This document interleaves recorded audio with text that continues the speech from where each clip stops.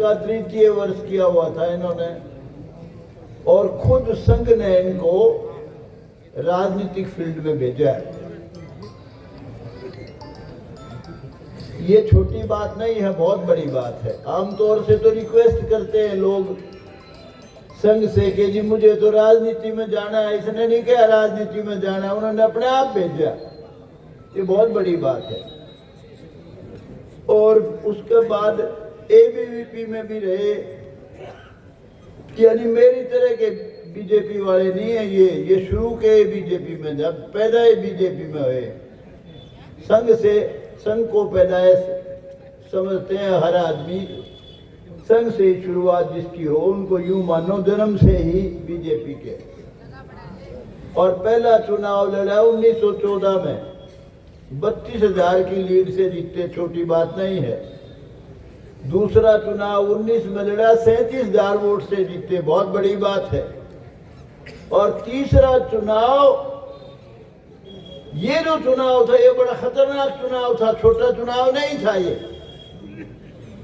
Congress party से अकेली लड़ाई नहीं थी, लड़ाई थी मीडिया से, लड़ाई थी सट्टा बाजार से, बहुत खतरनाक लड़ाई थी। मैं तो सभी तो ये सोच के गया था कि आधी वोट मेरी, आधी में सारा काम, लेकिन बाल बाल बचाऊं, सिर्फ 4,037 वोट से जीता हूं। इस चुनाव में 50,000 की लीड लेना बहुत बड़ी बात है, छोटी बात नहीं है। तो भाई इसीलिए उज्जवल भविष्य कहता हूं, इसकी फाउंडेशन मजबूत है। और यहाँ के जो बातें इन्होंने बताई हैं किसान के लिए, गौ माता के लिए, वो भी बड़ी उल्लेखनीय बातें। आमतौर से इस धरती पे, इस संसार में 4 माता मानता हूं अपने। एक जननी माता जिसने हमारे को जन्म दिया, दूसरी माता गौ माता,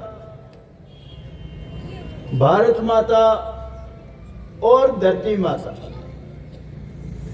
तो उन सब माताओं में ये माता भी बहुत मायने रखने वाली, जिसको हम पूजते हैं और जिसका गौमूत्र तक बहुत कीमती है। तो भाई आज हम ऐसे अवसर पे सब इकट्ठे हुए हैं कि गौ माता का सम्मान करें, गौ माता को सहयोग करें, गौ माता को इज्जत दें, गौ माता की मदद करें। मैं तो पहले ये कह गया था भाई हमारी ओर तो कोई ग्रांट होती नहीं है एमएलए की। मैं कहा भाई 1 लाख रुपए हर साल कोशिश करूंगा मैं जब तक दे सकूंगा। और मेरे ख्याल पिछली बार के तो सारे 5 साल के पुगा दिए थे, अब की बार कोशिश करूंगा और ज्यादा देने की। है नहीं भाई तो मंत्री है, कुछ दे दो। तो हमारे तो वैसे भी भगवान हर एक की ड्यूटी लगाता है, मेरी ड्यूटी तो कुआं खोदने की है, पानी पीने की नहीं है भाई।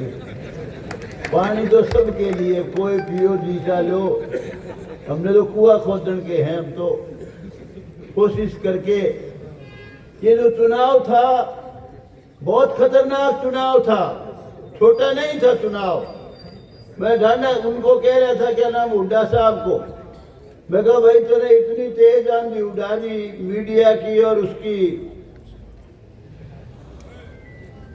सट्टा बाजार की, कहता इतनी आंधी नहीं हो तो पर्ची कौन गिरे है भाई। इतनी खतरनाक आंधी थी। आम आदमी के दिमाग में ये था बीजेपी 24-25 सीट लेगी, हर आदमी के दिमाग में ये था, मीडिया की वजह से और सट्टा बाजार की वजह से। मैंने पहले ही बीजेपी ज्वाइन करते ही कहा था कि भाई 100% बीजेपी की सरकार बनेगी हर सूरत में। उसको हमने बहुत सरल बनाया। कांग्रेस पार्टी को तो बना दिया हमने हुड्डा पार्टी, लोकदल पार्टी, चंद लोगों की पार्टी, चंद लोगों के भले की पार्टी, और बीजेपी को 36 बरादरी की पार्टी। और यही एक कारण था कि बीजेपी की हुकूमत आई। भाई चंद लोगों का भला चाहते हो या सबका भला चाहते हो तो बीजेपी को वोट दो, और उसमें कामयाबी मिली। बीजेपी की हुकूमत बन गई। और भाई ये तो गौशाला में जो इन्होंने भी बताया है कि पहले किसी ने एक पैसा भी नहीं दिया।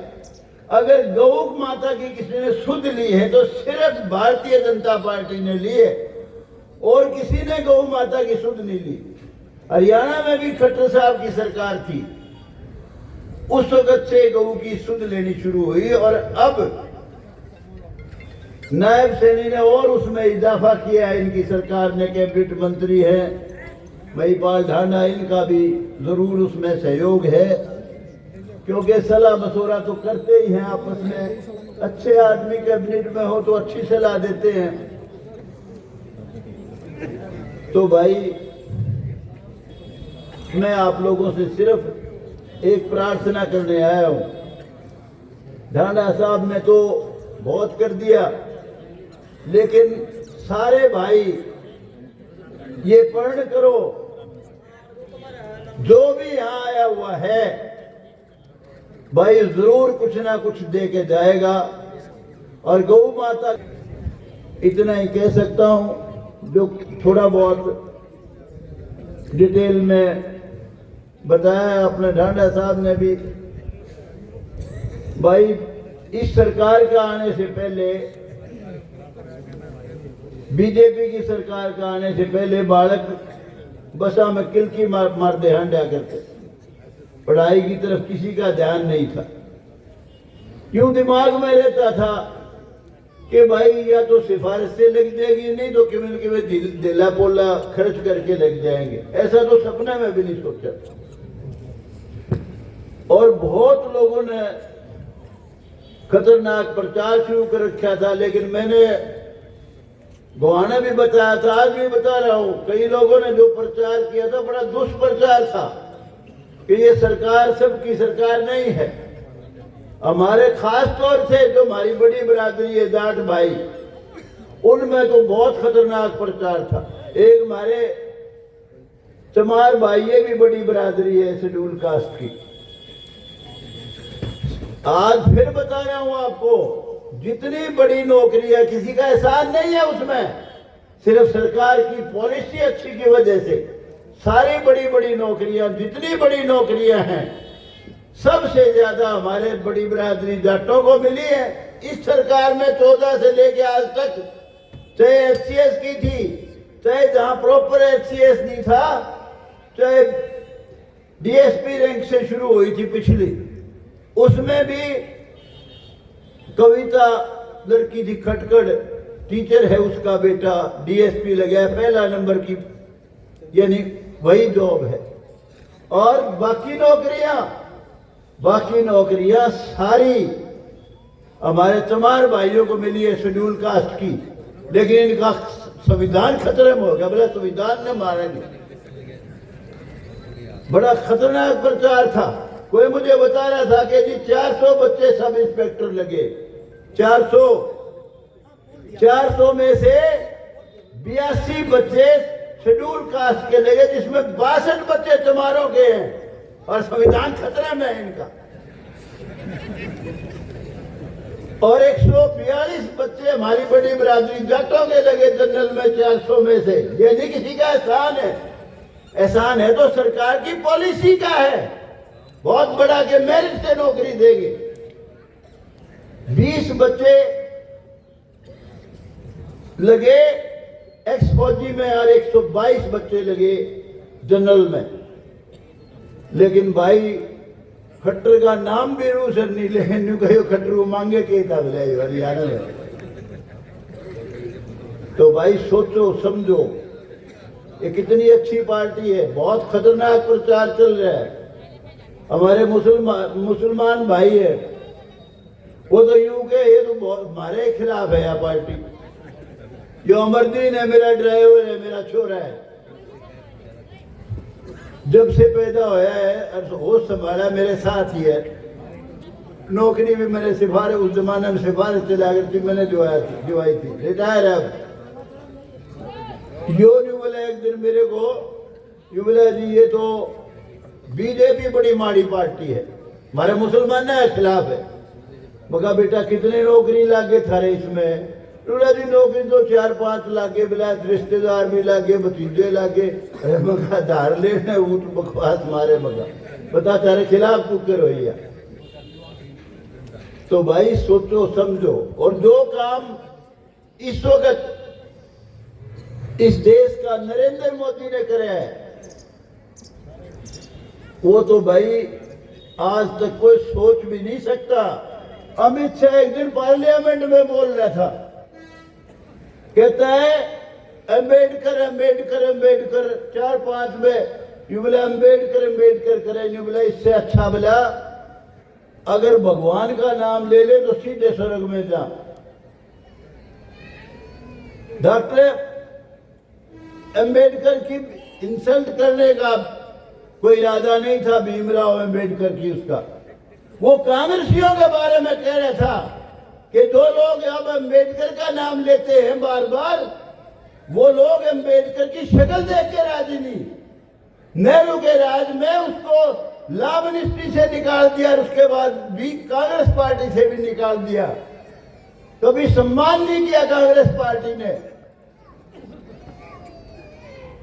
वो लोग आज अम्बेडकर का नाम लेकर राजनीति कर रहे हैं, संविधान का नाम राजनीति कर रहे हैं। उनके खिलाफ आग लगा दी सारे देश में। ये तो अम्बेडकर के खिलाफ है, अम्बेडकर से नफरत करता है, संविधान से नफरत करता है।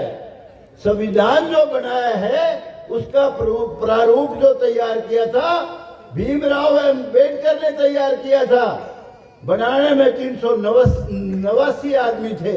ये सम्मान दिया है डॉक्टर अम्बेडकर को और किसी ने नहीं दिया सम्मान, लेकिन गाली कोसते हैं भाई, राजनीति करते हैं, सम्मान नहीं देते हैं, राजनीति करते हैं सिर्फ वोट बैंक के लिए। तो भाई मैं तो आज कोई राजनीति की सभा तो नहीं है, ना ही उस एंगल से कोई सोच के आया था। लेकिन मैं तो उस वक्त एमएलए बनाया था आप लोगों ने 2005 में, जब हम 2 बने थे, सिर्फ 88 आ रहे थे। और दूसरा भाई जो बना था मेरा साथी था नरेश मलिक, वो खुद कहता था प्रोफेसर वीरेंद्र मेरे सामने बिठा के उसको कि गौतम साहब यो तो एमएलए इसलिए बन गया, एक बोला शहरी ब्राह्मण बोले चक्रवर्ती को टिकट दे दी। हमारे हल्के में जो ईम कड़ोई है वो पहले हसनगढ़ था, इसलिए बन गया। बोला बन्ने अगर टिकट दे देंगे तो ये बोला इसने 25,000 से गाँव है।